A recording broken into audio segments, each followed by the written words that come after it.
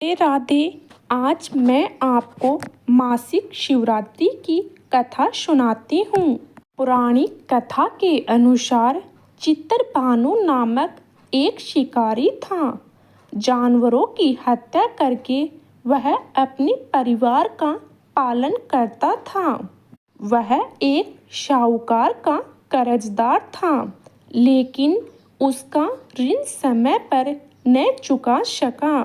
क्रोधित साहूकार ने शिकारी को शिव मठ में बंदी बना लिया। संयोग से उस दिन शिवरात्रि थी।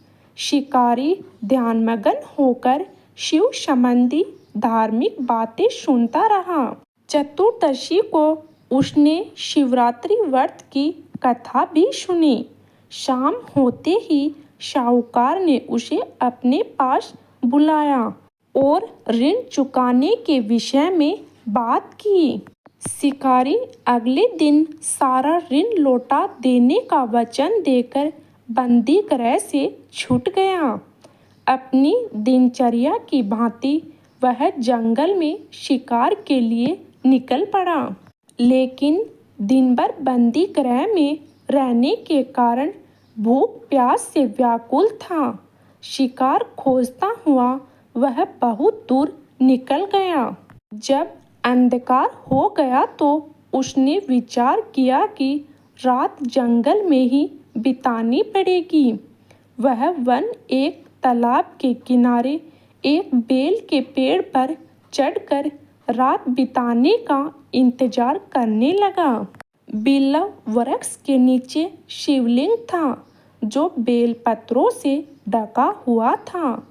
शिकारी को उसका पता न चला।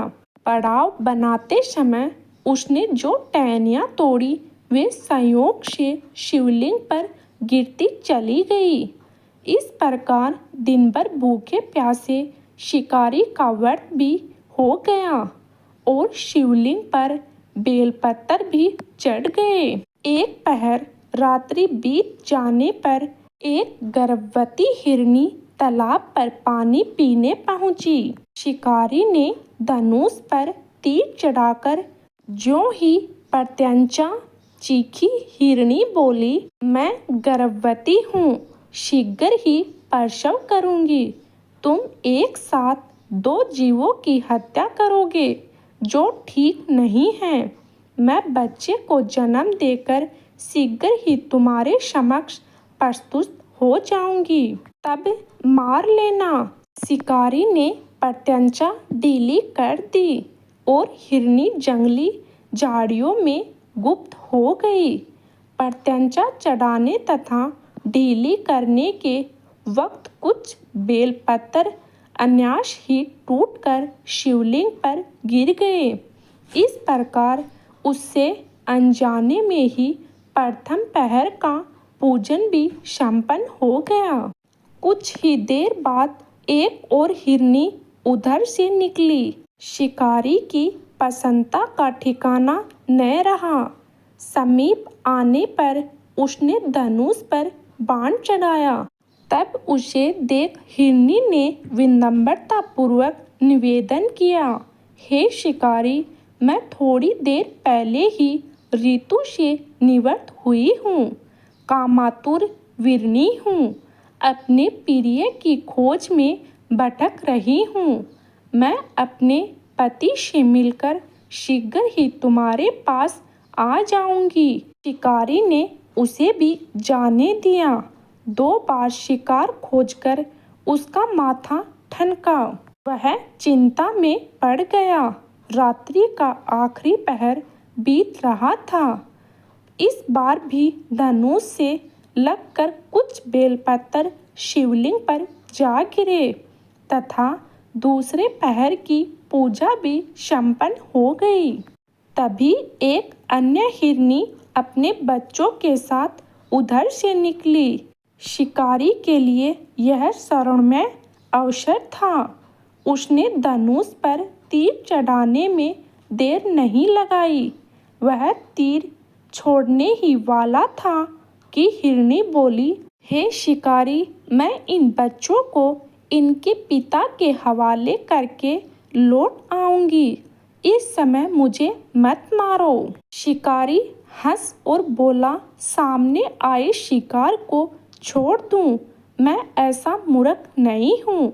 इससे पहले मैं 2 बार अपना शिकार खो चुका हूँ। मेरे बच्चे भूखे प्यासे व्याकुल हो रहे होंगे।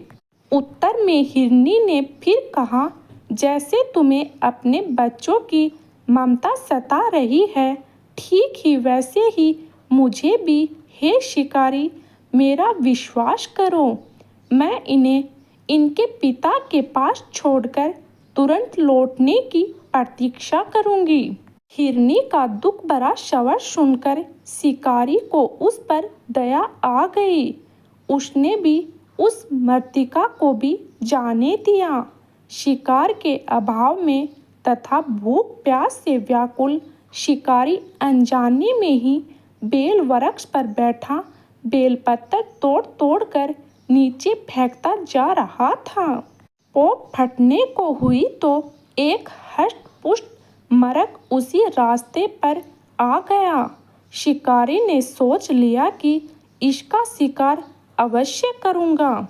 शिकारी की तनी प्रत्यंचा देखकर मर्दक विनम्र स्वर में बोला, हे शिकारी, यदि तुमने मुझसे पूर्व आने वाली 3 मृतकों तथा छोटे छोटे बच्चों को मार डाला है तो मुझे भी मारने में विलंब न करो, ताकि मुझे उनके वियोग में एक क्षण भी दुख न सहना पड़े। मैं उन हिरनियों का पति हूँ।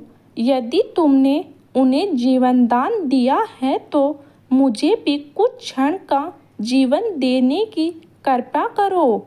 मैं उनसे मिलकर तुम्हारे समक्ष उपस्थित हो जाऊंगा। मरक की बात सुनते ही शिकारी के सामने पूरी रात का घटनाचक्र घूम गया। उसने सारी कथा मरक को सुना दी।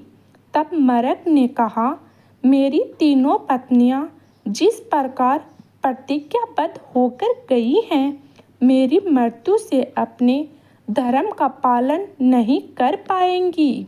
अतः जैसे तुमने उन्हें विश्वास पात्र मानकर छोड़ा है, वैसे ही मुझे भी जाने दो। मैं उन सबके साथ तुम्हारे सामने शीघ्र ही उपस्थित होता हूँ। शिकारी ने उसे भी जाने दिया। इस प्रकार प्रातः हो गई। उपवास, रात्रि जागरण तथा शिवलिंग पर बेलपत्र चढ़ने से अनजाने में ही पर शिवरात्रि की पूजा पूर्ण हो गई। पर अनजाने में ही की हुई पूजा का परिणाम उसे तत्काल मिला। शिकारी का हिंसक हृदय निर्मल हो गया। उसमें भगवत शक्ति का वास हो गया। थोड़ी ही देर बाद वह मरक सपरिवार शिकारी के समक्ष उपस्थित हो गया, ताकि वह उनका शिकार कर सके। किंतु जंगली पशुओं की ऐसी सत्यता, सात्विकता व सामूहिकता, प्रेम भाव देखकर शिकारी को बड़ी ग्लानि हुई। उसने मरक परिवार को जीवन दान दे दिया। अनजाने में शिवरात्रि का व्रत पालन करने पर शिकारी को मोक्ष और शिवलोक की प्राप्ति हुई। बोलो शंकर भगवान की जय। अगर आपको मेरे द्वारा सुनाई गई कथा अच्छी लगे तो कमेंट तथा लाइक जरूर करें और सब्सक्राइब करना न भूलें। धन्यवाद।